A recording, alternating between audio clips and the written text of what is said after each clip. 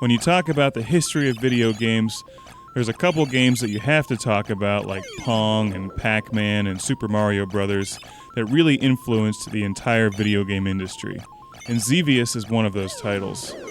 Xevious influenced the vertical shooting game genre more than any other game, and is, in my opinion, one of the best video games ever made.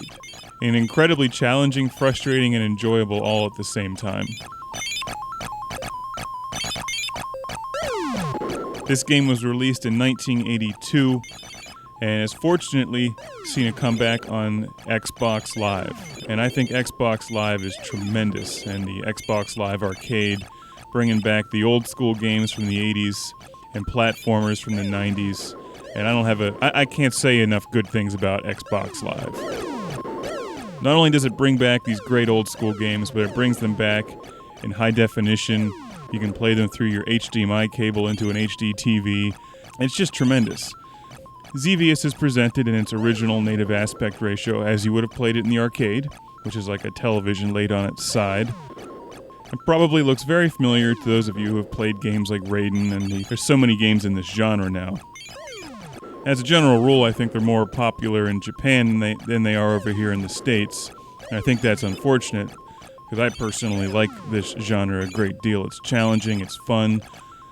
As you know on this show, I love being the lone, daring starfighter against countless enemies, impossible odds, on a questionable, vague mission that usually doesn't matter anyway, because, what's the point of this game? It's to get through it, to have fun, to rack up points, and to shoot things and watch them blow up.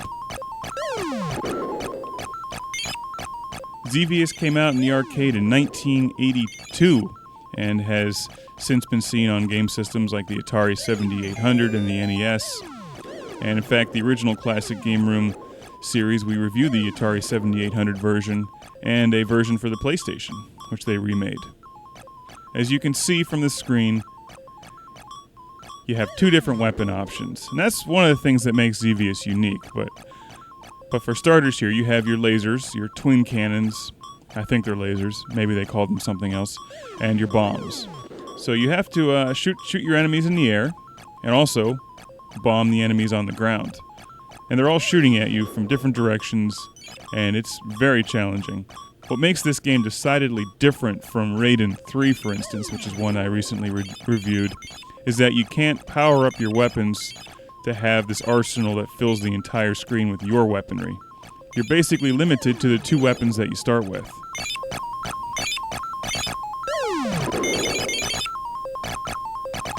So instead of getting that massive, huge shotgun burst of red bullets that most vertical games have, or a special weapon that you can blow up and then eliminate all enemy fire when it's about to kill you, you really have to rely on some serious skill in dodging the enemy fire. Now, I generally forget the story of Xevious. You can find it online, I'm sure. But you do encounter a couple bosses as you continue on in the game. And wave after wave of enemy, the variety of enemies changes on you. And my favorite part of this game, something I've loved since I was a kid and played this on my Atari 7800, is those spinning metal plates that come at you. And at the time, those were just amazing. That kind of graphics in a video game was just unbelievable. Xevious was way ahead of its time. And you can see why it influenced this genre so much. And just these simple things like the little tank boats in the water, you can't just bomb them. You have to actually lead them with your bomb and hope that they run into it. So it requires a lot of skill to hit all the enemies in this and rack up serious points. And with Xbox Live, of course, they give you the added incentive of going for Gamerpoints, which are addictive and a lot of fun to collect for no apparent reason. But the other great thing about Xbox Live, of course, is you can see how your score ranks up against everybody else and friends of yours. What's really incredible about Xevious is that this game came out in '82, and it really doesn't look any different than newer games today. Maybe it's slightly different, but I mean, there's only so much you can really do with a two-dimensional vertical scrolling game before it starts getting ridiculous. And I'm not a big fan of adding in all those three-dimensional polygons and crap floating all over the screen. I think keeping it simple like this is the way to go. And that's why I like Xevious so much in games like Raiden 3. Now, I'm generally not a huge fan of using the Xbox 360 controller on this game. It's definitely challenging. I prefer the arcade-style joystick and buttons, but, you know, what are you going to do when you just don't have a stand-up Xevious arcade machine in your basement? Xbox Live is about the best thing you can have.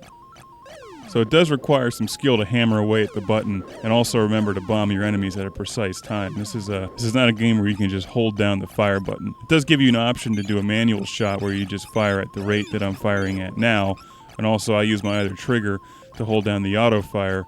So if a wave of enemies comes at me, I hold down that trigger and it lets off a machine gun burst of shots. But you cannot just hold down a consistent auto fire for the entire game. And for whatever reason, the music, although it just repeats itself over and over again, it never gets old. And maybe that's just because Xevious is that awesome.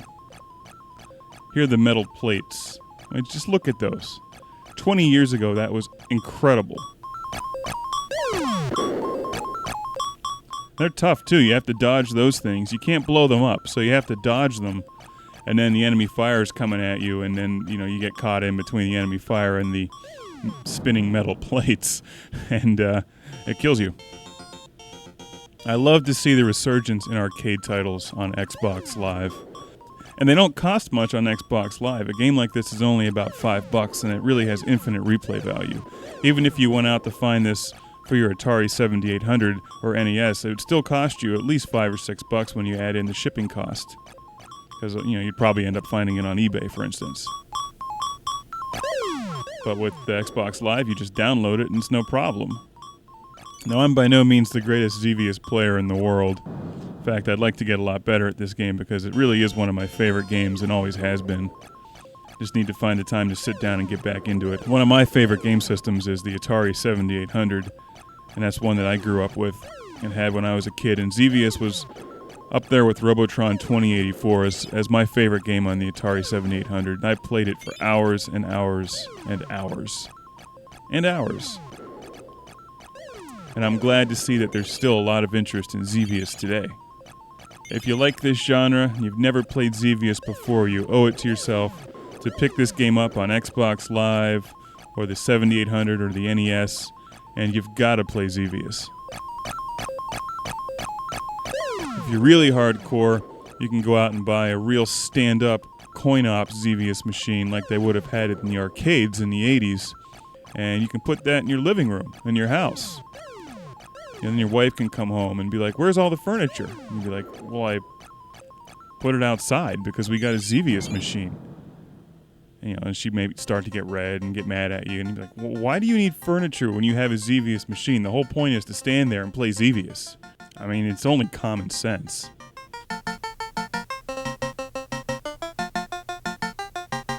It's like replacing your dining room table with the cocktail version of Ms. Pac-Man.